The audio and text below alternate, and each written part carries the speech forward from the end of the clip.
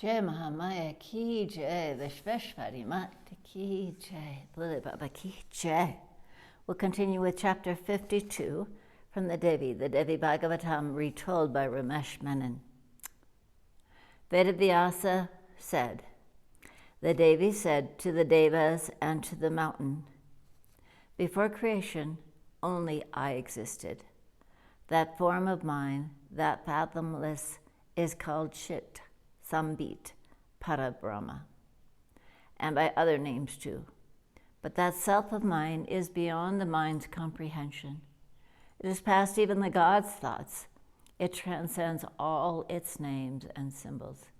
It is one unequaled, beyond birth, death, and change, unborn. As heat arises from fire, as rays emanate from the sun, so too Maya does from the imperishable Atman. All these worlds and time are that Maya. Maya also has no beginning, but it surely ends with moksha. I, the pristine soul, who am attributeless, nirguna, become saguna, diversely embodied when I am united with Maya. Then I am Shakti, the cause of this and every world. Maya is also twain, Advaita Maya, which binds in darkness and ignorance, and Vidya Maya, that liberates. This Maya too is known by many names, Pradhana, Shakti, Prakriti, and Aja. She is known as Advaita, Samsara, Vimarsha, and Jada. In creation, samsara, there are jivas and there is Ishvara. Both have 3 bodies and 3 names. When the jiva dwells in his causal body, he is Prajna. In his subtle body, he is Taijasa. And in his gross body, he is Vishva. So too with Ishvara. He is Isa in his causal body, Sutra in his subtle one, and Virata in his material form. It is Ishvara who creates the universe impelled by my Brahma Shakti. I am the Parabrahman, the cause of causes, and the Ishvara is conceived in me as a serpent is imagined in a rope. Many are the jivas, the mandalas and Ishvaras as well, but I am one, the Parabrahman, the Adi Parashakti. The Brahma is the ground upon which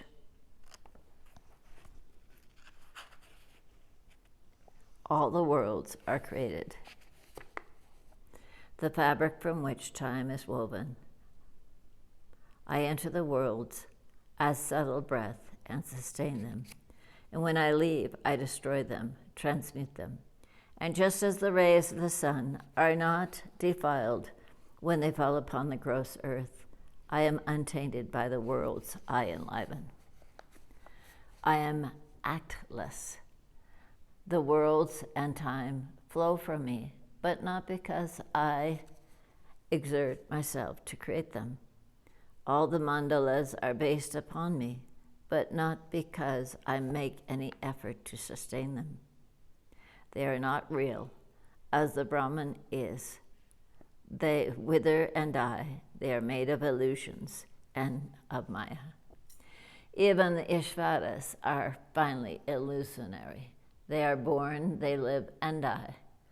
Though the worlds and their creatures, their very gods, appear to be myriad, in truth, they are all founded in just one, and that one is all there ever was, is, and shall be.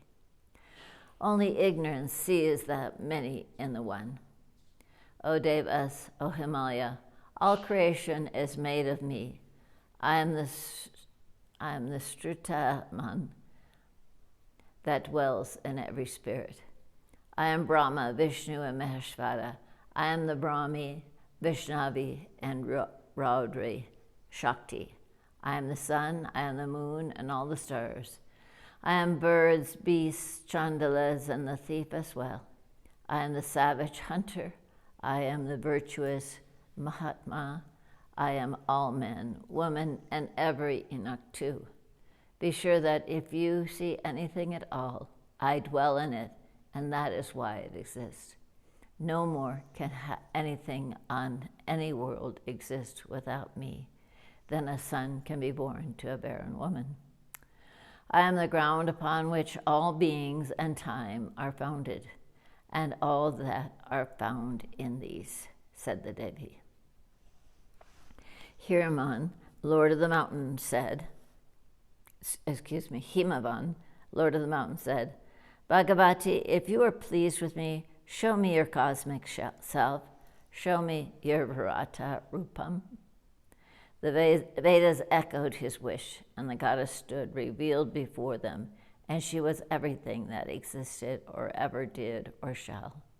Upon the crown of her head, the highest worlds of Satyaloka, the realms of truth and the bliss rested. The sun and the moon were her eyes, the quarters her ears. The Vedas issued from her as sacred speech. The universe was her pulsing heart. The earth was her loins. Bhuvaloka was her navel. The nakshastras were her thighs. The mahalokas her neck. The janarlokas were her face. The taparloka her brow, just below Satyaloka. Indra and Devas and their Svargaloka were her arms. The Ashvins were upon her nose. Agni was her face. Day and night were her wings. Four-faced Brahma sat upon her forehead between her eyebrows. The ocean of purity flowed from her mouth as her saliva. Yama was her teeth. Maya was her smile. All gross creation was her side looks. Modesty her upper lip. Covetousness her lower lip. Adharma behind her. Prajapati was her vagina. The gross seas her bowels. The mountains were her bones. The rivers her veins. And the trees and plants her body, hairs and down. Youth, virginity, and old age are all masks she wears. The two sanyas are her raiment. The moon is her mind. Vishnu is her vijnana. Shakti and Rudra her apocalyptic power. The beasts of nature are her loins. The netherworlds, Atala, Patala, and the others are her legs and feet. The Devas and the mountains gazed upon her. They were within her as well, and were rooted with wonder. She contained everything within herself, all the worlds and all the creatures, and she was irradiant as a million suns. As they watched, they saw her smile. They saw her begin to lick up the universe with her crimson tongue. She chewed all the animals with fangs as long as time, and the sounds she made doing this were awful. Her soft eyes grew fierce and spewed flames longer than imaginable. Before the Deva's terrified eyes, before Himavan's shocked, staring gaze, she became an apparition of absolute dread. She had 1,000,000 arms and hands, all bearing horrible weapons. She had 1,000,000 heads and faces, each one wild and dark. Her demented scarlet eyes were everywhere. Numberless suns and awesome gashes of lightning shone and played across her face. Galaxies erupted and died upon her velvet skin, her brilliant pores. The Devas began to scream in terror. The mountain roared in fear, and in a moment, Himavan and all the gods swooned at the Devi Bhagavati's feet. In a while, the embodied Vedas roused them with soft mantras, and the immortals and the mountain prostrated themselves at the goddess' feet and hymned her in awe and fervor. Obeisance to thee, Mother of the worlds, of the nature of Pranava. Who can measure your greatness when you are all there is, all places, all times, and the great peace beyond these? You are the one of whom the Vedantas speak. You alone, obeisance. O Hrim, without whom nothing would be. You are the self of all the living. From you the fire and the sun, the moon and the earth have flowed. From you the healing herbs have come. Why, from you all the gods were born. You are the source of all the worlds and all their creatures, from the smallest to Brahma, Vishnu, and Shiva. We tremble to see your cosmic form, Mother. We beg you, be as you were before, so that we can bear to look at you. Be soft and lovely again, ah, dreadful, unbearable one. And she stood before them, exquisite and kindly again. She was four-armed and held the noose and the goad in two hands, and the others were formed in mudras that dispel fear and grant boons. She was gentle and smiling, and her presence was of such that their minds were washed by a wave of joy and relief to see her like that.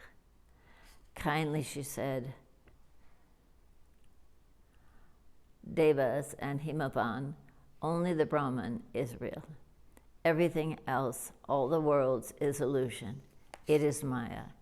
In samsara, the soul incarnates in myriad wombs, good and evil, and is never free. Karma turns the wheel of life, and death round interminably. Ignorance is the root of karma and of these lives, their pleasures and agonies of death and rebirth. Only when ignorance is dispelled with wisdom do these lives and deaths end, and the soul realizes its eternal nature. Only then is it set free from the cycle of birth and death. Jai Mahamaya ki jai, Vishveshwari Mata ki jai, Bole Baba ki jai.